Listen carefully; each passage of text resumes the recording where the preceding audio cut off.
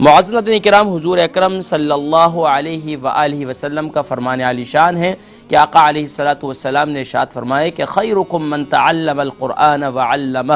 تم میں سے بہترین شخص وہ ہے، بہترین لوگ وہ ہیں جو قرآن کریم فرقان حمید کو سیکھتے ہیں اور سکھاتے ہیں۔ ناظرین کرام، یہ حدیث مبارکہ بہت مشہور ہے اور یقیناً آج کے دور کے اندر ہر ایک صاحب ایمان کو تقریباً یہ حدیث مبارکہ یاد ہے۔ اس کی وجہ یہ ہے کہ ماشاءاللہ بچپن ہی میں مدرسوں میں پڑھے ہیں یا مدرسے میں تعلیم حاصل کی ہے، یا بچپنے میں جو قاعدہ پڑھا کرتے تھے اس کے اوپر بھی یہ حدیث مبارکہ لکھی ہوتی تھی۔ قرآن کریم کے جو سپارے ہوتے تھے، یعنی عما یتساءلون سے لے کر جو سپارے ہوا کرتے تھے، ہر اس کے اوپر بھی یہ باقاعدہ یہ حدیث مبارکہ لکھی ہوتی تھی۔ لیکن ناظرین کرام، اس کے ضمن میں آج تک ہم یہ سمجھ ہی نہیں سکے بس کیا قرآن کریم کے حروف کو پڑھنے والے ہی بہترین لوگ ہیں، پڑھانے والے ہی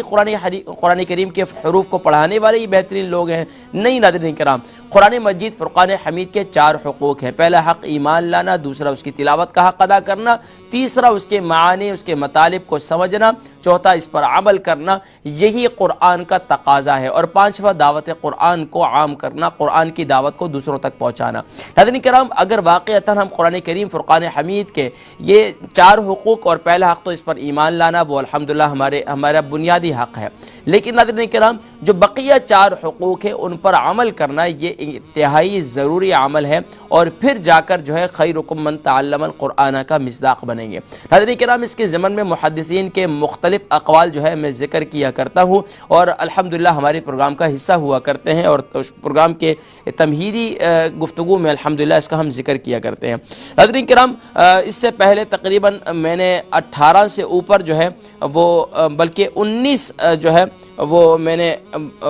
اس کے متعلق محدثین کے اقوال بیان کیے ہیں کہ خیرکم من تعلم القرآن کے ضمن میں جو محدثین نے اقوال ذکر کیے ہیں کہ کون لوگ ہیں قرآن کریم کو پڑھنے پڑھانے والے، کیا حروف کو پڑھنے پڑھانے، یا صرف اور صرف ترجمہ، اور یا اس کے معنی، اس کے مطالب کو سمجھنے والے، وہ لوگ خیرکم من تعلم القرآن کے مصداق ہیں، یا کامل طور پر اب اس کے ضمن میں جو محدثین کے اقوال ہیں الحمدللہ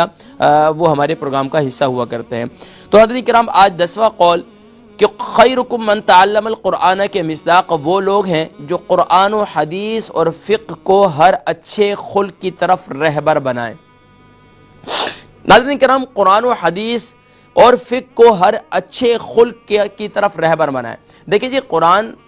جو ہے سبحان اللہ، یہ اس میں اللہ کے نبی صلی اللہ علیہ وسلم کی جتنی زندگی ہے اس کا اجمالاً ذکر ہے، حدیث مبارکہ